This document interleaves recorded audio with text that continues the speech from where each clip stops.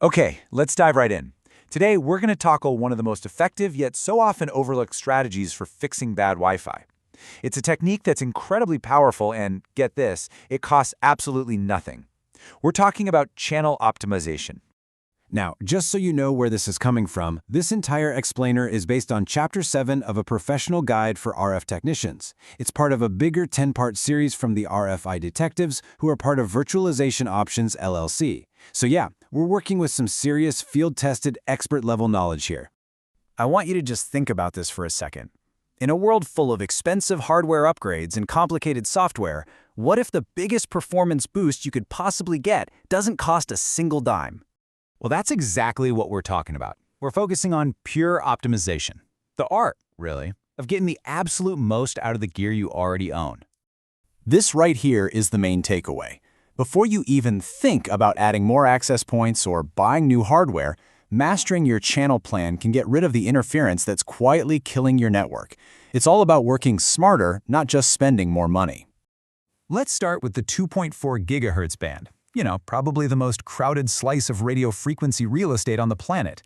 In this space, there is one simple, fundamental rule that is absolutely non-negotiable, and yet people break it all the time. That's it. It is that simple. Only use channels 1, 6, and 11.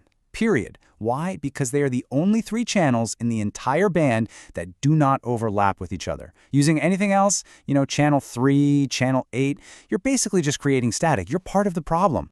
And here's the reason that rule is so critical. It's a little something called adjacent channel interference. See, when signals from APs on, say, channel 3 and channel 1 overlap, they don't politely take turns. No, they just shout right over each other. It corrupts the data and forces every device in range to constantly retransmit. It's a mess. And this table right here, it really hits the point home. When you stick to 1, 6, and 11, you get what's called co-channel interference. Now that's manageable. It's like a polite conversation where devices on the same channel wait for their turn. But when you use those overlapping channels, you get adjacent channel interference. And that is not a conversation, it's just performance-killing chaos. All right, so now let's hop over to the 5 gigahertz band. It's a whole different ballgame over there. We've got a lot more room to work with, so our strategy changes from just avoiding overlap to really maximizing our separation. With 5 gigahertz, you've got this wealth of non-overlapping channels. So the name of the game is to give each and every access point its own unique channel. You want to spread them out as much as you can. For APs that are physically near each other, make sure their channels are far apart. Give them some breathing room so they're not stepping on each other's toes. Okay, so theory is one thing, but how does this actually play out in the real world? Well, let's look at this case study from the RFI Detective's Guide. It perfectly shows the power of getting your channel plan right. So here's the setup. A software company. A dense environment, a whole floor of people, and constant, frustrating Wi-Fi issues. This is a situation every single one of us has run into, right?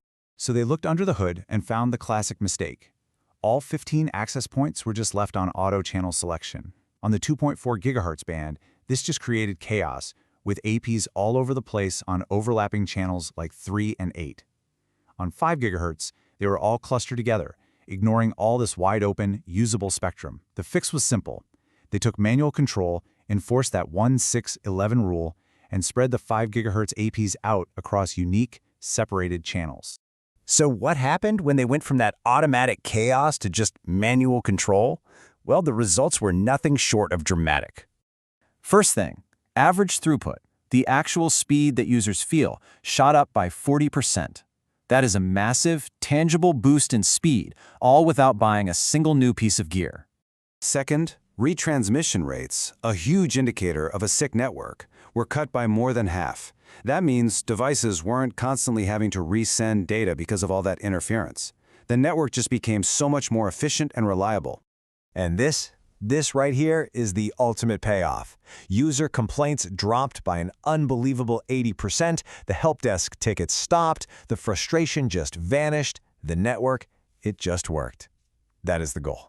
So let's boil this all down into a clear plan of action. When you are facing Wi-Fi problems, this should be your very first move.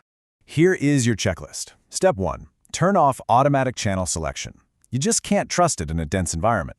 Step 2, manually enforce the strict 1, 6, and 11 channel plan on your 2.4 GHz network. And Step 3, manually assign unique, non-overlapping channels to your 5 GHz APs. Spread them out.